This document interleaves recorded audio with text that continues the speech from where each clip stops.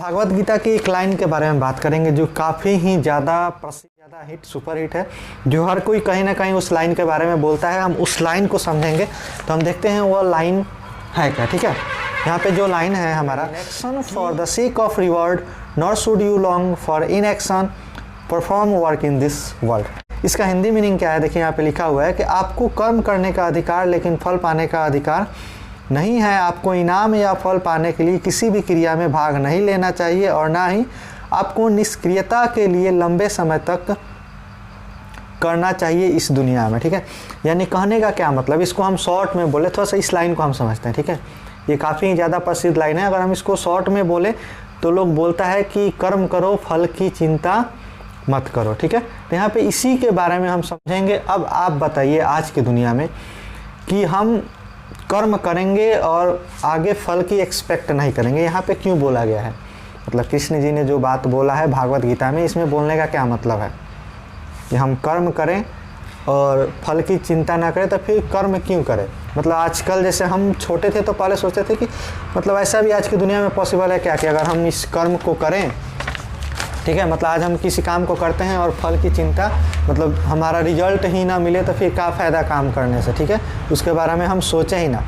लेकिन धीरे धीरे जैसे मतलब बड़ा होने के बाद आदमी सोचता है, उसका रिजल्ट समझता है, उसका मतलब क्या होता है। यहाँ पे इसका कहने का यही मतलब है कि अगर हम मतलब किसी बड़े लक्ष्य का, किसी बड़े टारगेट, किसी गोल को टारगेट किए हैं, ठीक है, कोई बड़ा गोल है उसको टारगेट करते हैं, तो हम क्या करेंगे कि अगर बार बार उसी के बारे में हम सोचते हैं कि मतलब थोड़ा सा कुछ दिन काम किए, कुछ दिन काम करने के बाद फिर उसके बारे में सोचते हैं, तो क्या होता है कि अगर रिजल्ट कभी मिला कभी नहीं मिला, कंपलसरी बात है, ऐसा तो नहीं है कि हमेशा एक ही समान रिजल्ट रहेगा, कभी रिजल्ट अप होगा, कभी डाउन, अप डाउन, ऐसे हमारा चलता रहेगा। तो जब रिजल्ट हमारा जब कम होगा तो हम क्या होंगे कि मतलब निराश होंगे और हमारा जो काम डेली का वर्क है, बोला जाता है ना कि जो हमारा कोई बड़ा अगर गोल हम सेट करते हैं तो उसको डे बाय डे, यानी कि दिन के हिसाब से गोल सेट करते हैं। बड़ा कोई गोल है, ठीक, तो उसको टुकड़ों में करते हैं और उसको हर दिन उसको अच्छे से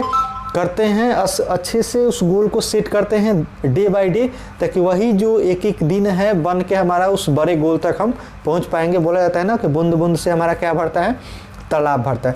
तो यहाँ पे इस लाइन में यही बताया गया कि अगर हम इस मतलब कोई बड़ा गोल है तो उसके बारे में अगर हम बार बार सोचेंगे तो क्या होगा कि हम उस काम को अच्छे से नहीं कर पाएंगे, तो ना ही वो हमारा गोल मिलेगा और ना ही हम किसी काम को अच्छे से कर पाएंगे।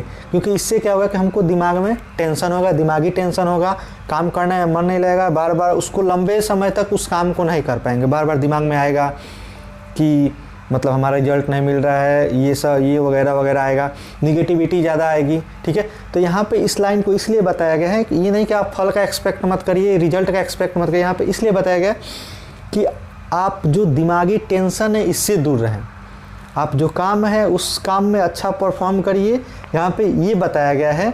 और उसके बारे में मत सोचिए जो आपका रिजल्ट क्या आने वाला है।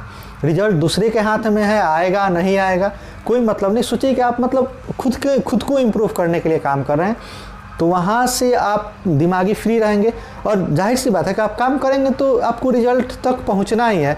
और बार बार उस रिजल्ट को चेक करिएगा कि हमारा कितना आया, गोल कितना है, तो टेंशन होएगा और काम हमारा अच्छे से नहीं हो पाएगा। तो इसीलिए यहाँ पे कृष्ण जी ने जो बात बोला है कि कर्म करो, फल की चिंता मत करो, तो इसीलिए यहाँ पे बोला गया है कि आप कर्म करिए लेकिन आप बार बार उसका जो भी रिजल्ट है, वो परिणाम है, उसको आप मत देखिए, क्योंकि आप देखिएगा तो आप अच्छे से काम को परफॉर्म नहीं कर पाइएगा। ठीक है, तो यहाँ पे इस लाइन का सिंपल सा मतलब है कि आप दिमागी टेंशन से फ्री रहिए और कुछ नहीं है।